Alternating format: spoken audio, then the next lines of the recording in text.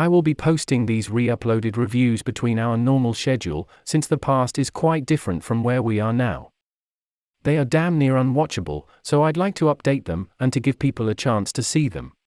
This means for the next few months, there will be an extra video per week, and it will not affect our regular uploading schedule. Even if you've seen them, I have altered them greatly, so you might want to give them a once-over. Plus they are much shorter now, so not that big of a commitment. Made in Abyss. The genre typing. It's a darker themed, adventure, fantasy, spelunker, expansive world, brutal, beautiful, perspective broadening, not for the faint of heart story anime that will be surprisingly constructive, warm, and soul crushing. There are few shows out there that can effortlessly pull off crazy shit like this. You will not be bored, nor will you regret watching it. My viewpoint when watching. It's an atypical adventure journey anime that gets really dark and real the further you venture into it. Still though, it holds onto a light that keeps it from ultimately being depressing, something that is often missed by attempts at this. The visuals are outstanding, and there is a distinct and gorgeous art style. It has peak environmental detail and wide open spaces that make this world feel full. Characters are made in a semi-adorable style, but it's misleading to the darkness that finds them. They hit the adorable, but terrifying mark, again and again. The story is centered around two kids and plays to its strengths.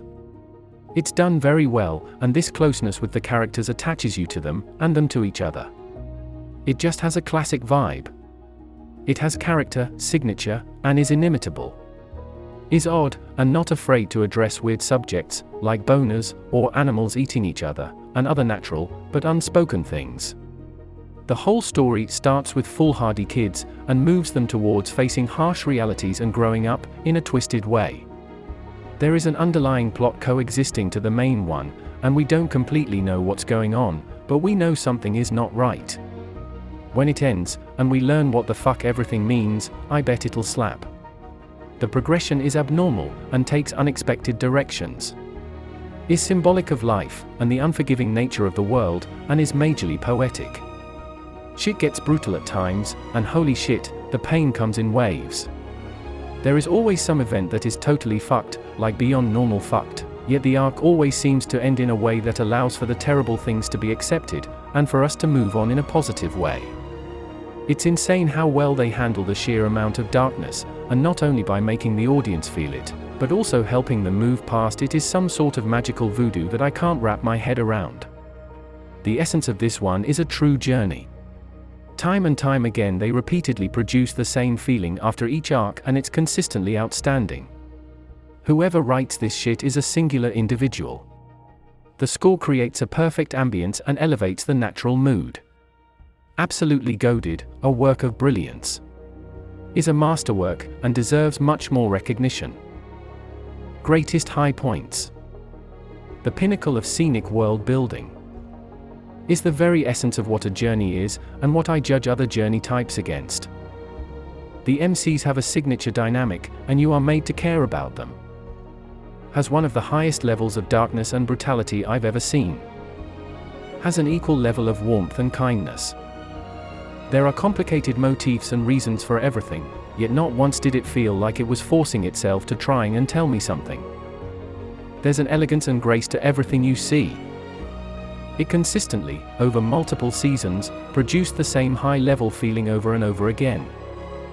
Is honestly outstanding, and cannot be compared to anything less than perfect. Worst qualms? Zero, none, absolutely nothing negative.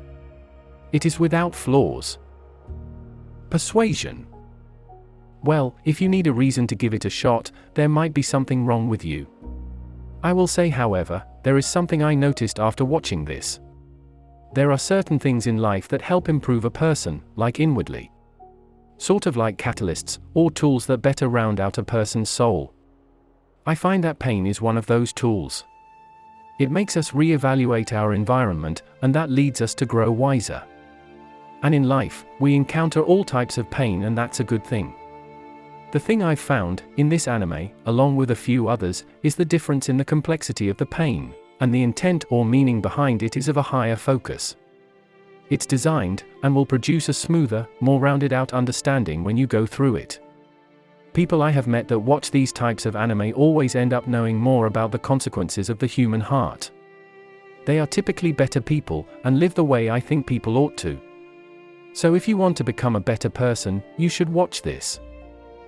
Rank and rating. I have a list comprised of all the anime I've seen, a lot, and they are ordered in general tiers, SSS, down to F.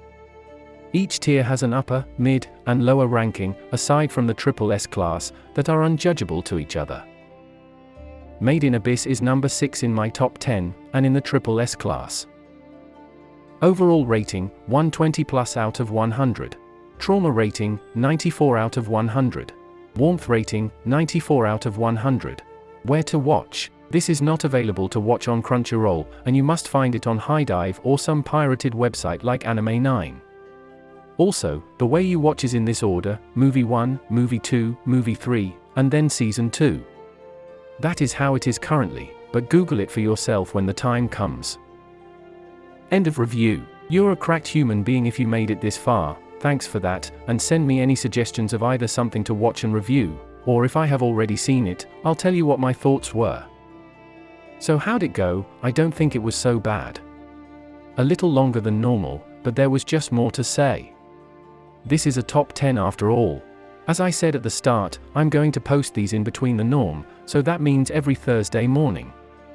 I can say I'll see you in a week, but I'll also see you before that, so that does and doesn't fit. I'll just say see ya later.